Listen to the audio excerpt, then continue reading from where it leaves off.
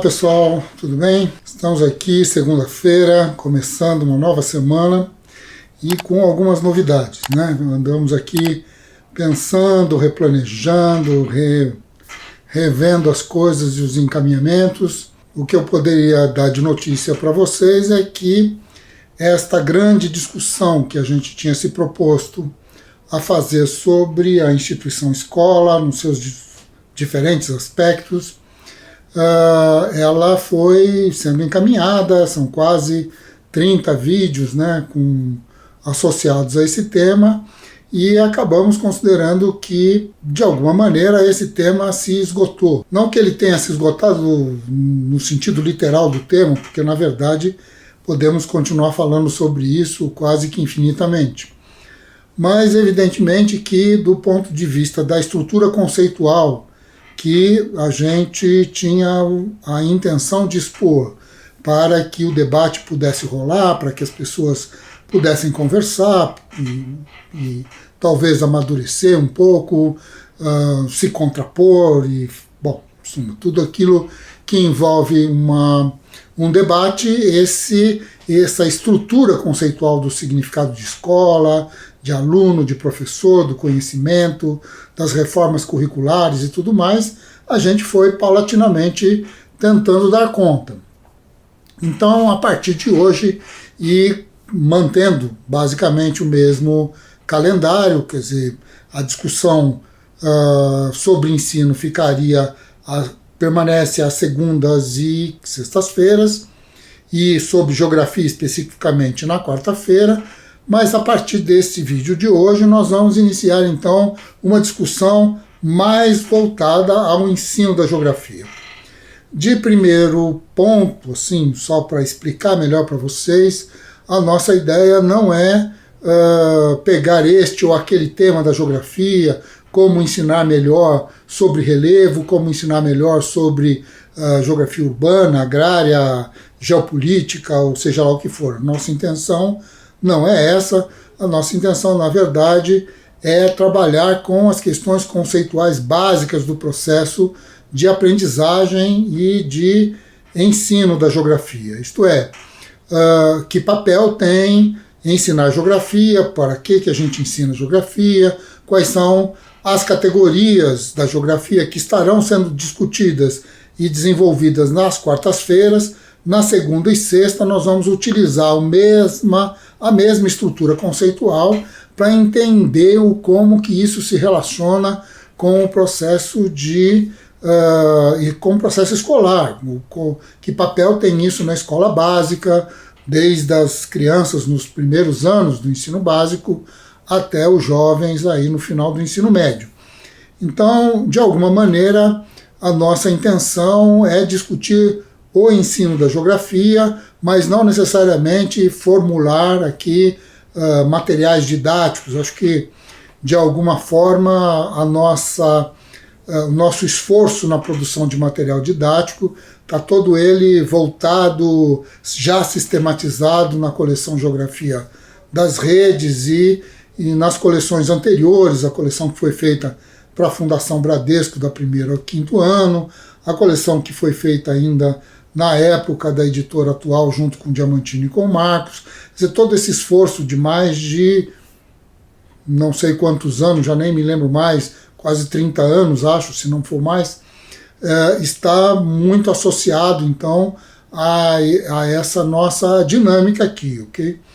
Então, este material, que é o material de uso direto na sala de aula, esse é um material que existe publicado, não há nenhum motivo para que a gente, pelo menos não entendemos que haja motivo para que a gente faça aqui verdadeiros, vamos dizer assim, videoaulas que possa substituir o trabalho do professor dentro da sala de aula. A nossa intenção, na verdade, é conversar com professores e até com alunos, se caso se interessarem, sobre o papel do ensino da geografia. Quais são os seus fundamentos e o que é que a gente aprende quando aprende geografia. Essa é a ideia, não é? Então, dentro disso, dentro deste patamar é que nós vamos começar hoje, ok? Já fizemos essa pequena introdução, então vamos dar o nosso ponto inicial. E o nosso ponto inicial é justamente contar uma história para vocês, uma história de algo que ocorreu há muitos anos e que talvez possa ajudar a todos a entender por onde é que nós vamos. Já há muitos anos, eu, o Diamantino e o Marcos Marcos de Carvalho, o Diamantino Pereira, estávamos elaborando a coleção Geografia e Ciência do Espaço, para desdobrar a coleção que, em primeiro lugar, saiu como ensino médio e que vai ser feita, então, a coleção na época da 5ª ou 8ª série. Não era 6º e 9º ano ainda. Muito bem. Depois de muito esforço da nossa parte, passamos, acho que 2 anos aproximadamente, se não mais, trabalhando ininterruptamente, sem saber nem qual era a diferença entre sábado e domingo, ou seja lá o que for, e chegamos à conclusão de que o trabalho que nós estávamos fazendo não era um trabalho de boa qualidade. Nós não estávamos gostando dele. Não que a gente discordasse dos conteúdos ou discordasse dessas coisas, não, porque no final não era esse o problema. O grande problema era que olhávamos para aqueles livros, olhávamos para os originais e dizíamos: isso aqui está muito acadêmico, isso aqui não serve para uma criança de 11 anos, não serve para uma criança de 12 anos e assim por diante. Então, depois de muito trabalho, depois de muito esforço, investimento da editora atual e tudo mais, chegamos à conclusão de que nós estávamos efetivamente num beco sem saída. A gente não tinha como resolver o dilema.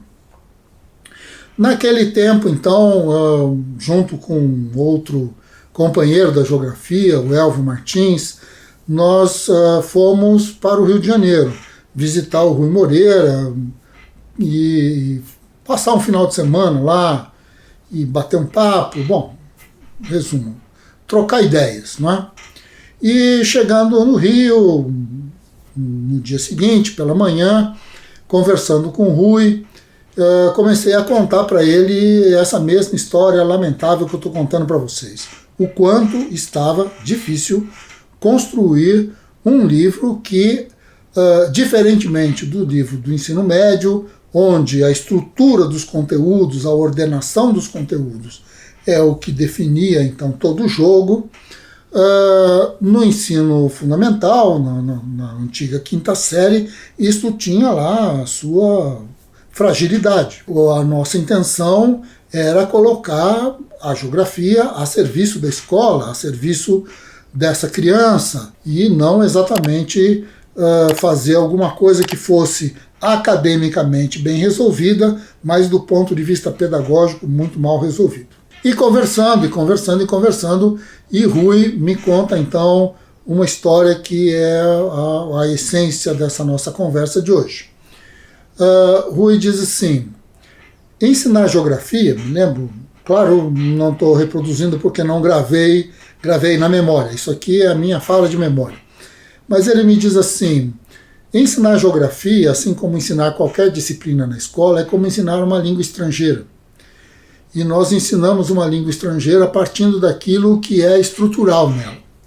Quando nós damos aula de inglês, por exemplo, nós começamos pelo verbo to be. Claro, nós não estamos lá conjugando I am, you are, he, she, it is. Não é essa a ideia. Nenhum livro didático de inglês começa conjugando o verbo. Mas a gente diz assim: I am fulano de tal, you are fulano de tal, e assim por diante. E a partir do momento em que a gente tem o domínio sobre o significado de determinadas frases, então aí vem a conjugação do verbo. A grande questão, portanto, num livro de ensino de geografia, é você descobrir qual é o verbo to be da geografia. O que eu achei interessante dessa conversa toda é que Rui me colocou um verdadeiro problema na minha cabeça, que eu jamais tinha parado para pensar sobre esse assunto nesses termos, mas não me respondeu qual era o verbo to be da geografia, ok? A grande questão é que ficamos nessa conversa, essa conversa terminou na hora do almoço, eu comi alguma coisa, ele morava na Tijuca nessa época, saí de lá, fui embora para a rodoviária, peguei o ônibus para São Paulo, pensando e atormentado sobre o que seria o verbo to be da geografia. E foi neste campo, então, que cheguei a um ponto de inflexão que me parece que acabou determinando, de alguma maneira, uma parcela considerável de tudo aquilo que eu produzi dentro da geografia a partir daí, que é justamente aquilo que as pessoas querem saber quando dizem que, vamos dizer assim, precisam resolver um problema geográfico, que é o onde das coisas, a ideia de lugar. E sem discutir a ideia de lugar, não existe nenhuma possibilidade de se fazer geografia. O ser estar da geografia, o verbo central, aquilo que nos dá então a característica fundamental do que é o discurso geográfico, do que é ensinar geografia, do que é saber geografia, é de alguma maneira responder a nós mesmos onde estamos.